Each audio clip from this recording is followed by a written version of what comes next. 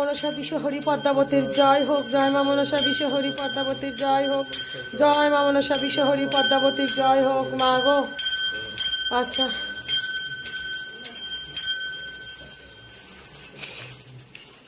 কোথা থেকে এসছো তুমি? কোথা থেকে এসছো? আমি তো দিল্লি থেকে এসেছি। দিল্লির থেকে এসছো মায়ের কাছে? হ্যাঁ, মা কাছে পুজো দিতে। পুজো দিতে।